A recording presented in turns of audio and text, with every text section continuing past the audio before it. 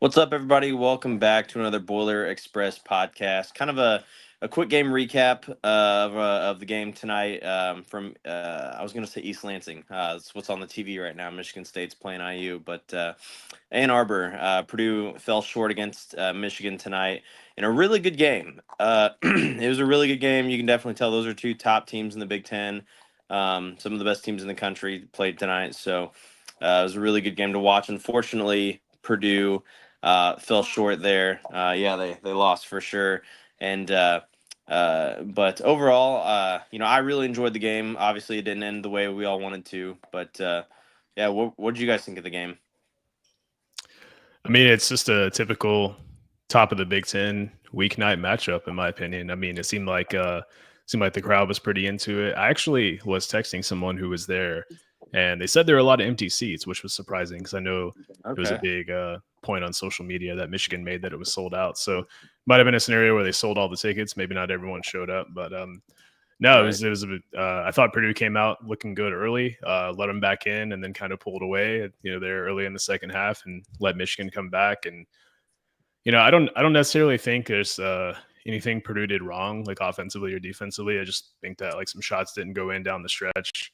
A couple TKR floaters didn't go in. First had a couple misses at the rim. Braden hit that pull away that didn't go in. A couple guys stepped up from Michigan, made some big shots there down the stretch. Hmm. So yeah, I think it was that and nothing more than that, despite the cry for officiating and we're seeing on social media. But what about you guys? Yeah, you said first had some misses at the rims. One of the themes on social media was that first just apparently never gets fouled. But he apparently fouls because he fouled out for the first time this season. So I always hate when you win a game and you hear the other team cry about officiating, and I'm going to try not to do that too much. But I'm just going to state some facts. The first time that we played Michigan, Golden and Danny Wolf combined for 6 free throw attempts. Tonight they combined for 16. Right, first Wow. has never fouled out this season. Fouled out tonight. TKR fouled out for just the second time tonight. Had 3 fouls the first time, and I can kind of somewhat agree with some of the early calls. Especially we've been frustrated with his offensive fouls. Some of his screen fouls. But those last 2 fouls, especially, I don't know what else. I don't know where the foul's at when you're going straight up like that. And then first also at the end there, kind of a physical take, and then gets the foul out call after he misses that take. It just kind of leaves a sour taste. Like you expect some calls to be missed, and that's Big Ten officiating. You're going to miss calls. We've talked about high knees. We talked about different guys that if they're on a Purdue game, we're not going to cover the spread, etc. But for the end of the game to go that way, where you lose 2 crucial pieces on some questionable calls at the very end of the game, that hurts. Leaves a Yeah. sour taste for sure. So Yeah. what exactly happened on the foul that fouled Caleb first out of the game? Because to me it looked like he went up Some professional and acting.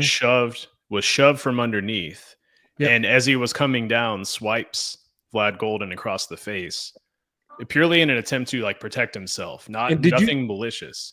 did you And also see that the they ref called that was that a directly foul. under the basket, looking right at the play, was calling a travel and giving Purdue the ball? And Yeah, an official yeah, there came in Yeah, was I from saw half that. court and yeah. overruled it and said, no, first fouled him. It's Mhm. Michigan ball. And it was like, wow. So that's There that were a that's what I'm few saying. really confusing calls where I think the commentary didn't know what was being called, and one ref was doing this and the other was doing that, and I also don't know what a um, flagrant is anymore. Golden Yeah. straight up shoves TKR in the back. I don't know how much more of a non-basketball play you get. He did that a lot Um, tonight. I know it wasn't malicious, it wasn't a hit, whatever, but like it's the textbook definition of a flagrant one. I get, and Robbie, of course, is on the call, and I'm sure some people are going to go back to murdering Robbie for not being pro Purdue and being anti Purdue, whatever, and saying that he's glad it wasn't called a flagrant. And I get that. In his day, that shouldn't be a flagrant; it's just a foul. But the way it's been called, especially this season, but even the last 2 or 3 seasons, the way they've kind of redefined what a flagrant foul is, and the fouls that we've been called on as flagrant fouls, I don't see how that wasn't one. But again, well, I'm is glad what they it didn't is. call it for the same reason they didn't call the foul on TKR, where he was backing down Will Cheddar and just kind of got him with his shoulder. that wouldn't have shocked me to see that be called a flagrant foul. Now, like, I'm going to sound like a homer here, but he was playing basketball. Vlad Golden, when he shoved TKR, he wasn't playing basketball. That's exactly. That's what I'm saying too. It's apples and apples because when that first happened with TKR, they were like, "Well, he had his I don't know elbows if you up. guys know this or not, Must have but got him or I've got a something." special guest with me tonight. He is the unofficial but official in this house. Good luck charm of Purdue basketball. Every game that he's watched with me so far this year, Purdue has not lost.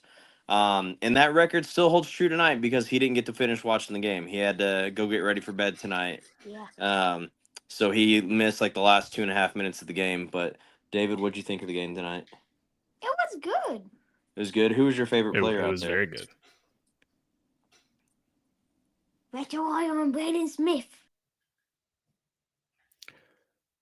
Those are two good picks.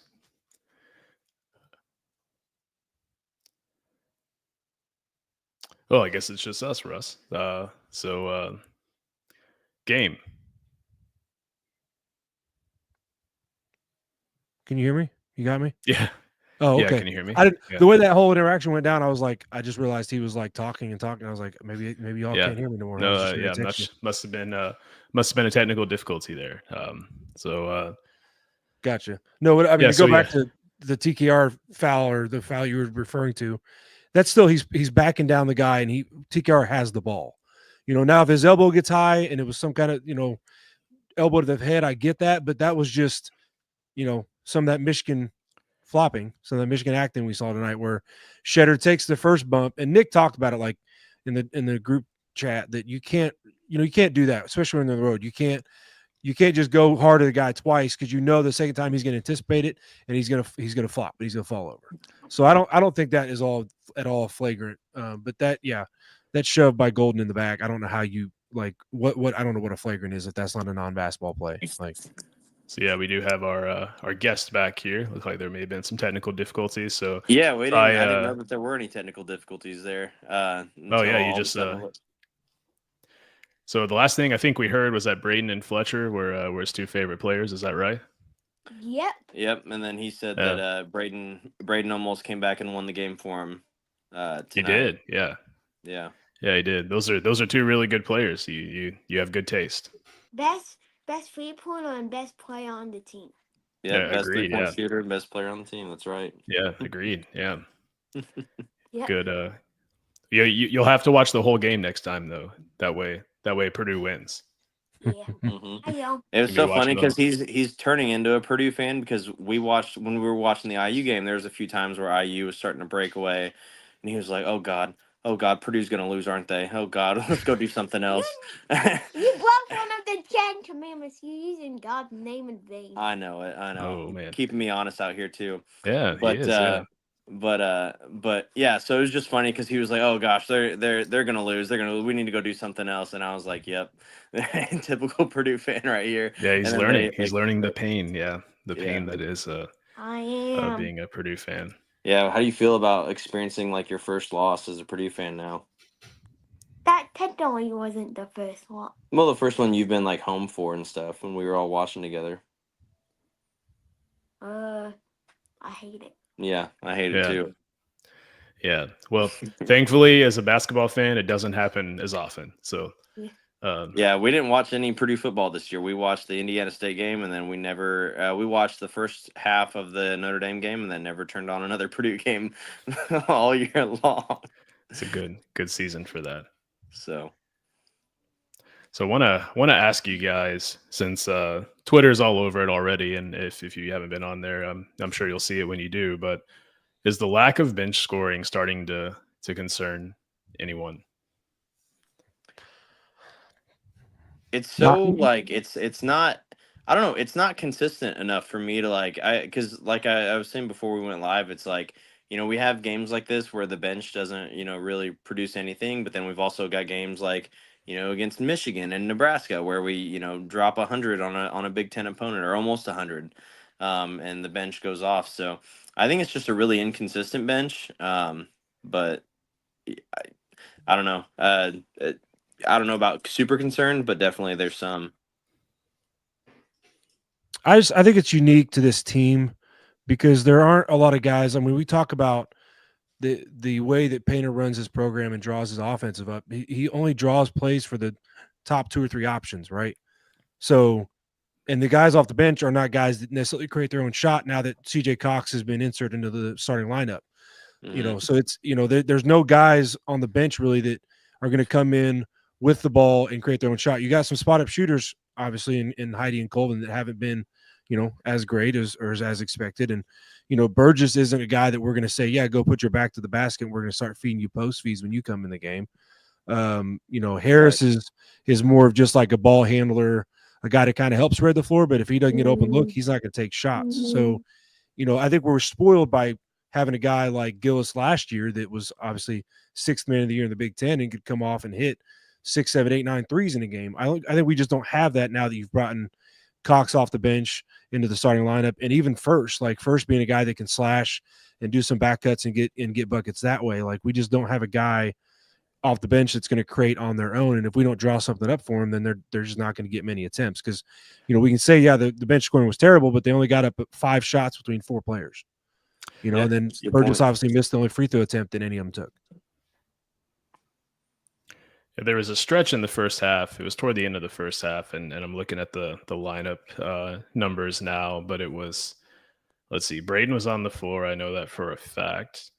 But I remember thinking, like, where's the rest of the offense going to come from? So was it? Yeah. So it was Braden, Jakari, Fletcher. No. Braden, Jakari, Raleigh, Cam, and Miles for about 3 minutes. And in that stretch, Purdue was +1.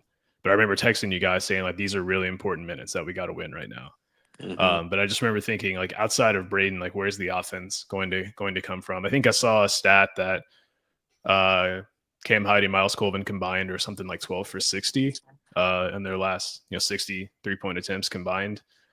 I just feel like those 2 guys, like, they're going to cap the ceiling for this team, because if those guys can hit open, I mean, how many open looks did those two guys get tonight? If we look at the box score here. So I'm going to make another bold statement about Trekoff and Wren, and compare him to Edey again, that situation.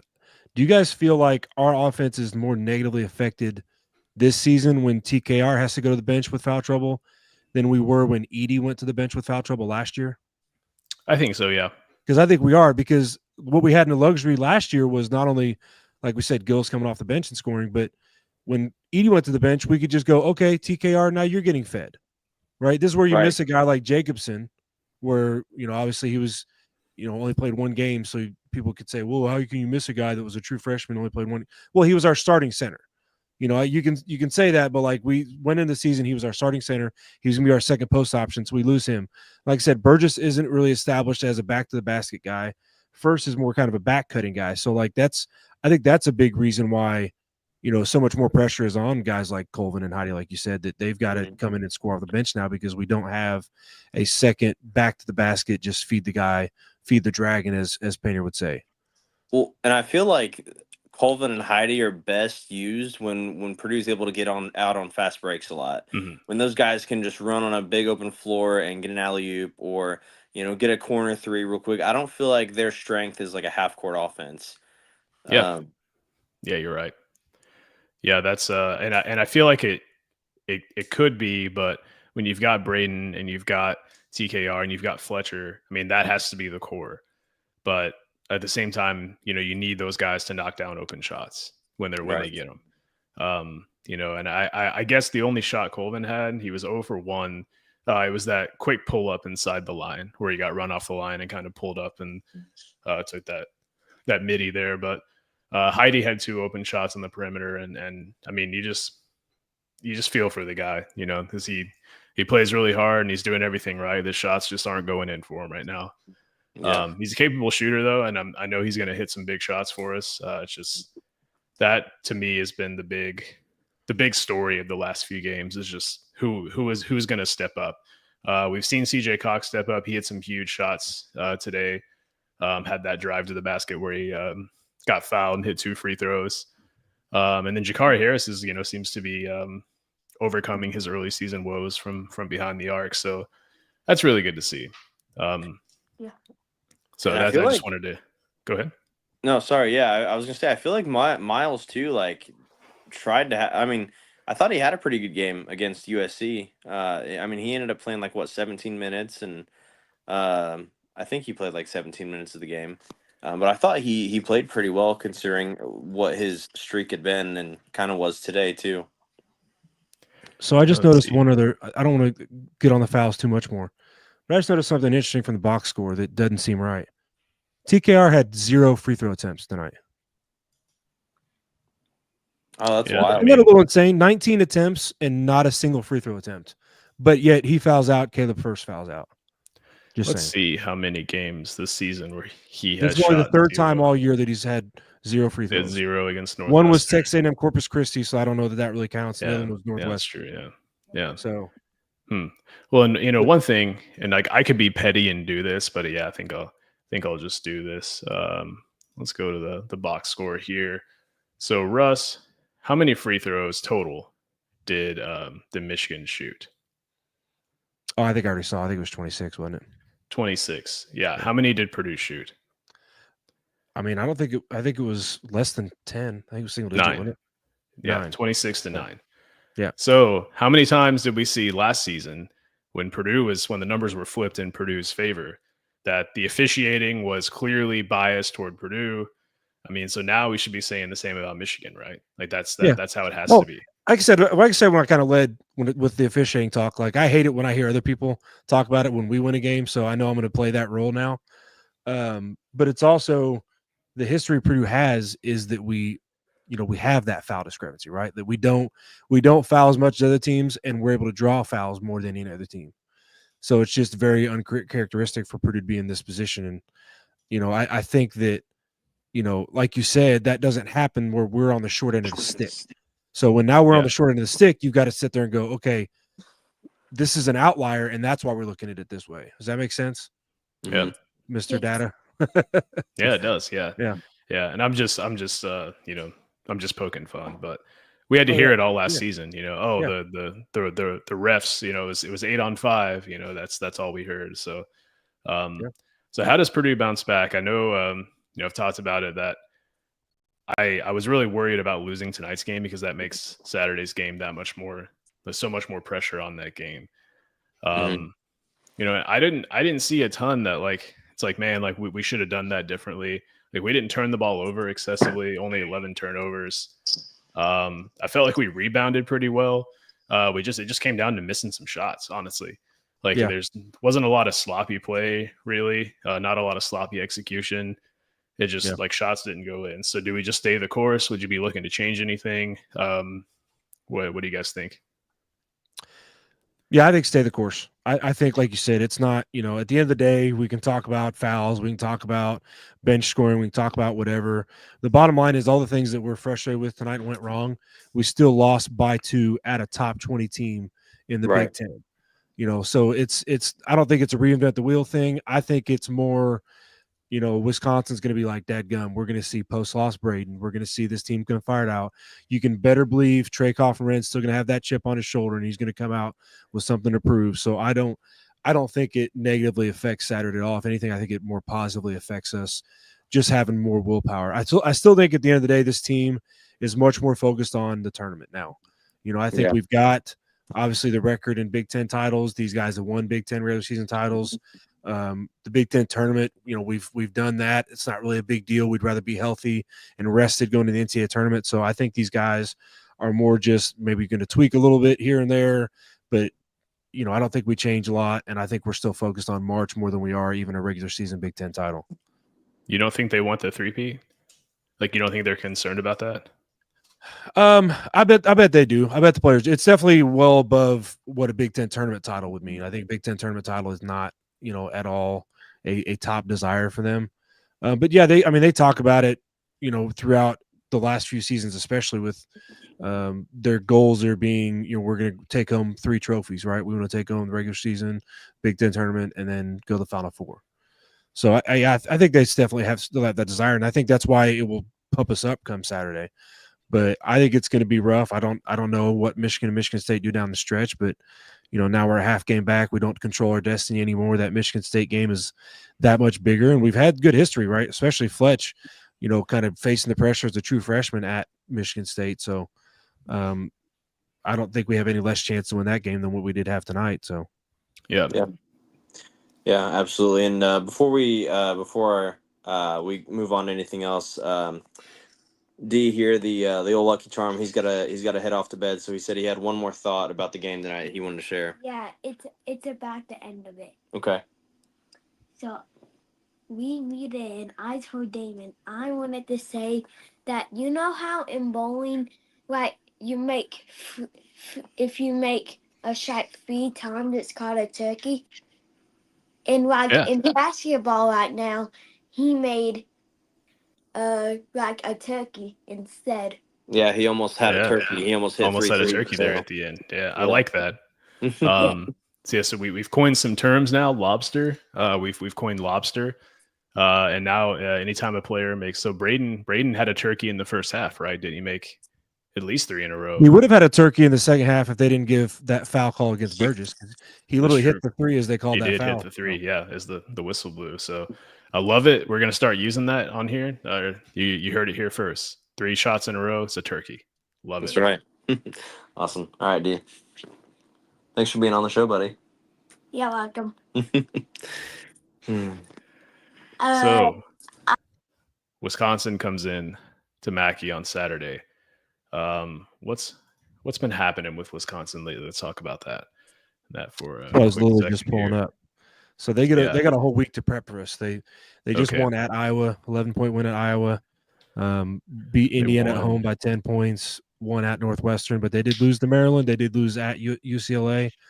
I'm not, like I said, I'm not overly intimidated by this game or this Wisconsin team because I think these guys are going to come to play. But Greg Gard he's quietly that, he's the January assassin in the Big Ten. This is where kind of like, what Ohio State's dealt with and some of their past coaches, that they have a good January and then they kind of fall off in February. So I don't know if that's the Wisconsin team we'll get or not. We can't expect that. But what are your thoughts, Frank? Yeah.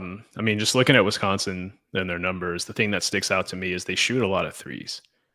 Right, like 48% of their shot attempts are from 3, and that would be second from a percentage standpoint of all teams in the NBA right now. Only the Boston Celtics shoot more threes than that. So that's all you hear about the NBA is guys are just chucking up threes left and right. But it seems like Wisconsin is chucking up a lot of threes, and they're in the 82nd percentile in terms of 3-point percentage. So they're a pretty good shooting 3-point team, but.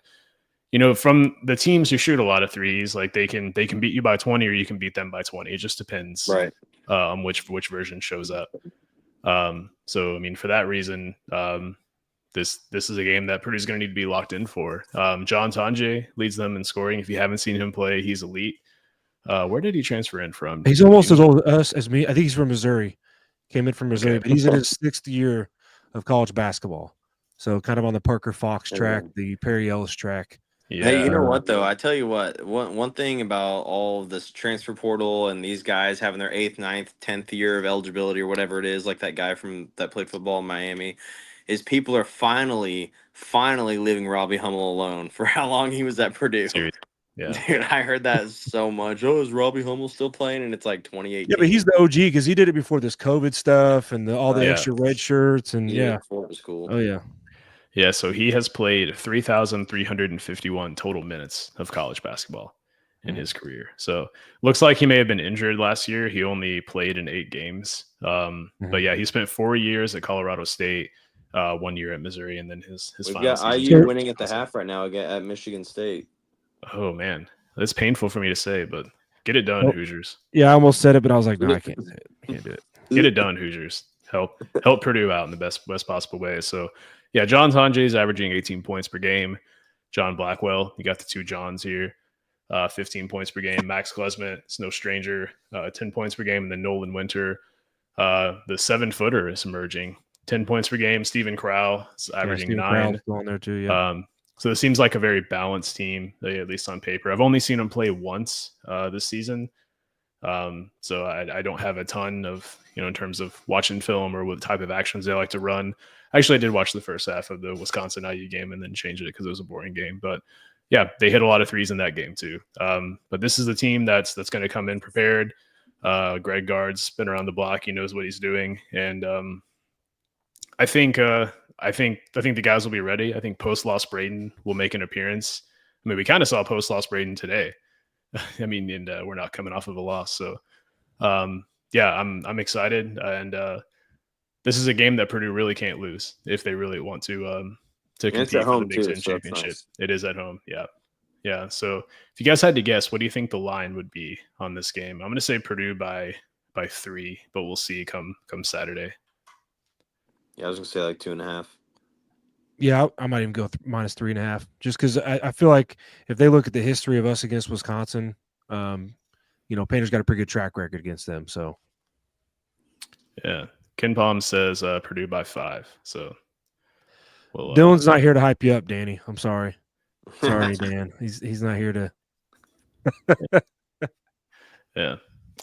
So we'll have to reconvene after Purdue plays Wisconsin and hope for the best. And then it's a tough stretch. Purdue goes right to Michigan State a week from today, so this coming Tuesday, and then at IU. So it's going to be a tough.